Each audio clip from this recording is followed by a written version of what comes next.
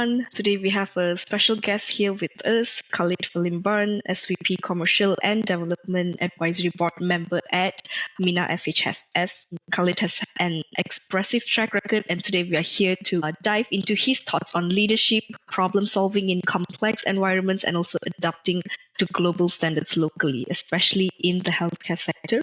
Khaled, you've led multiple sectors from entertainment to healthcare. Like I went through your experiences on LinkedIn and I was wowed. When it comes to healthcare, the stakes are higher.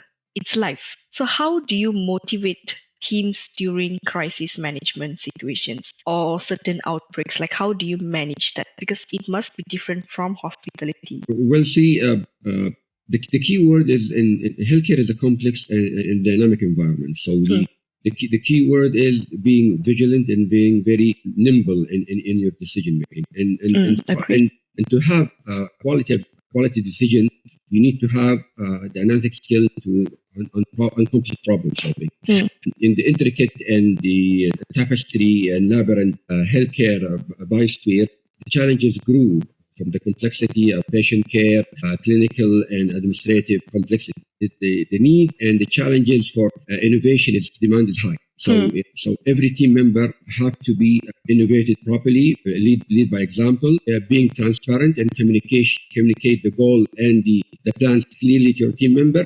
And again, we take pride in contribution in saving lives.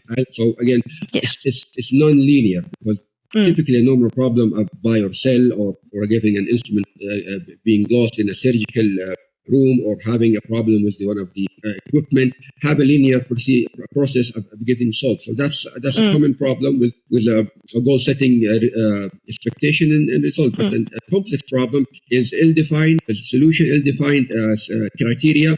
So it's full of ambiguity and uncertainty.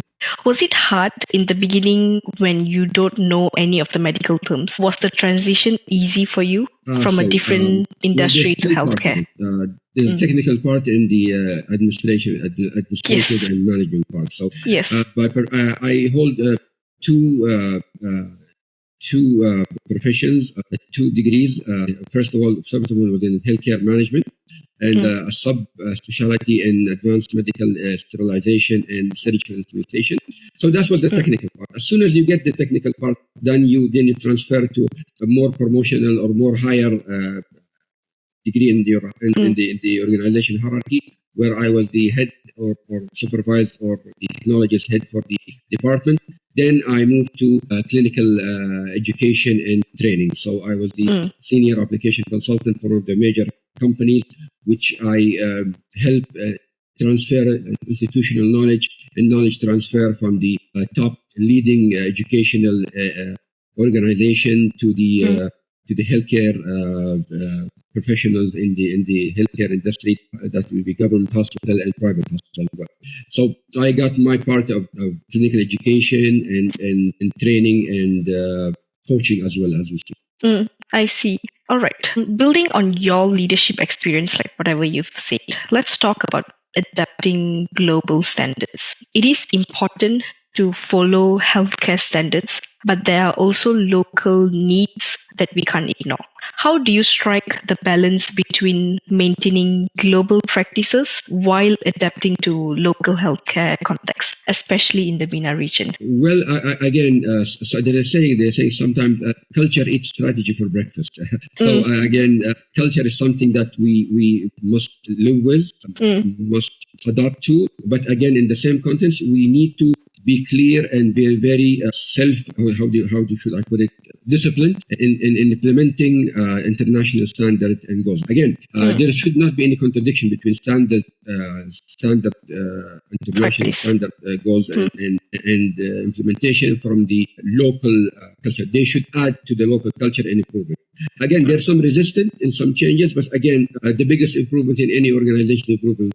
So we cherry pick and we reshape the culture which will work with the international standard, and we adopt the best practice and best hanging fruit that we can refocus it to our ecosystem. Understand. But can you share any examples where you've had to make these changes, and what were the challenges when you were doing it? One of the changes again is commitment, commitment, and another of the challenges that we have is the way that we view leaders, new leaders, how they will enter the new market. I mean, or how they enter the new structure. Again, when we develop new leaders, their adaptation for change is in adopting the new mindset and adopting the modern mindset is quite challenging. Again, you need to cascade the vision, cascade the communication, cascade what is the vision and mission and goals, what are the broad lines of the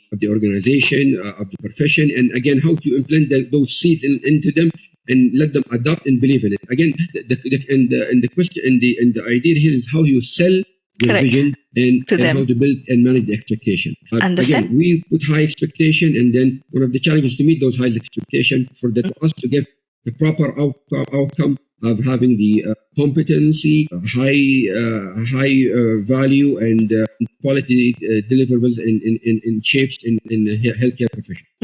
Understand. So again, adopting the mindset and being flexible. These are one of the challenges that we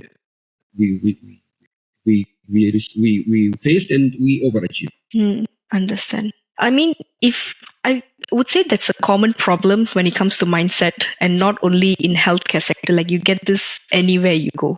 So development comes with its pros and cons. The development comes with its challenges, and adopting those development and keeping pace with the fast-moving change in industry. That's where the yeah.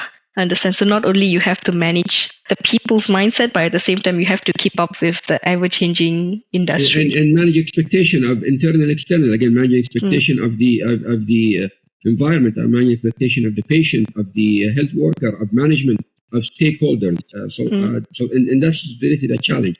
Again, you cannot satisfy all parties, but again, you have to meet the optimum outcome of all the interaction between all those stakeholders. Understand. So when you are managing expectations of theirs, right, do you say what they want to hear, or you are as transparent as possible? No, you have to be, again, it's the industry of healthcare is a life-saving industry where patient is the utmost top priority.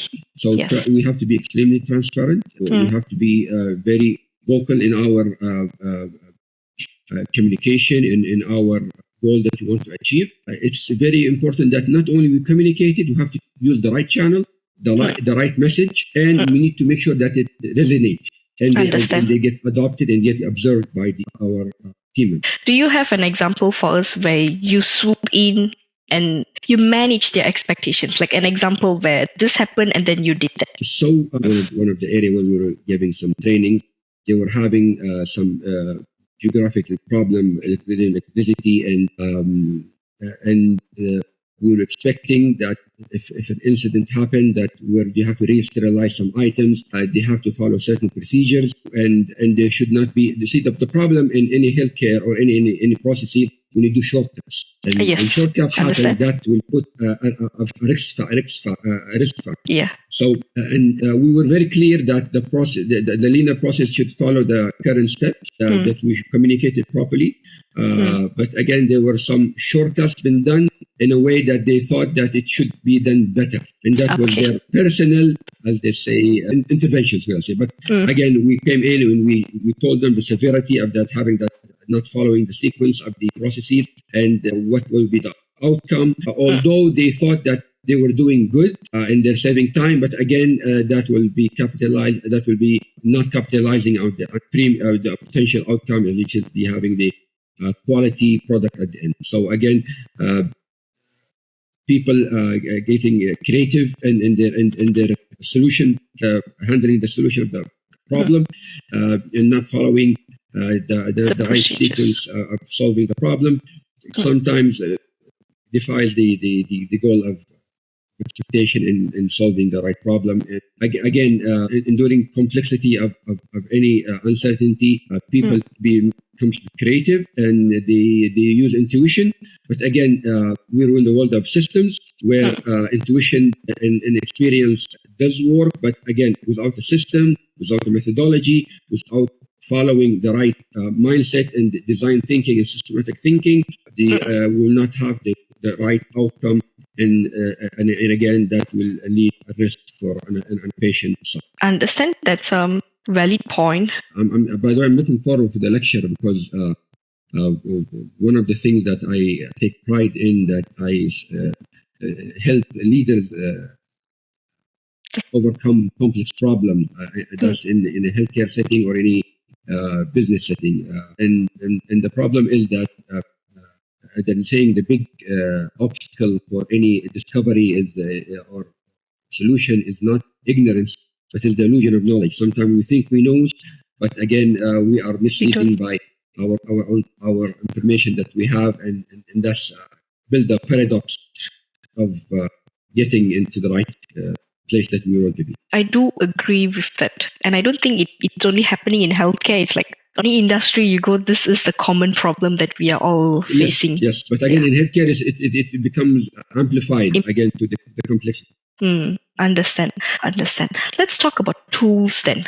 Okay, let's say management, outbreak, and preparedness. So what are the tools that you guys use? For management outbreak, there is a standard operation procedures, there is IPP, internal policy procedure. This is for a common problem where we're having standard goal setting, that we know if we did this one, this is the outcome. So this is something are in the books. These are normal problems, but a complex problem, a problem that, for example, I'm going to give an example. If you have an outbreak or a surgical site infection or a bedside infection that we don't know the source of it, so we follow a certain methodology. We have called ad hoc community or a committee where we gather and do and analyze. We brainstorm.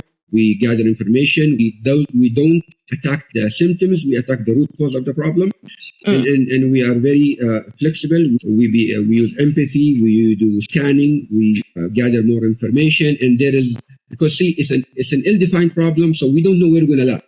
Understand? So we don't know when we solve the problem and a complex problem. We don't know is the right outcome. Is it, are we here or are we here? Are we here?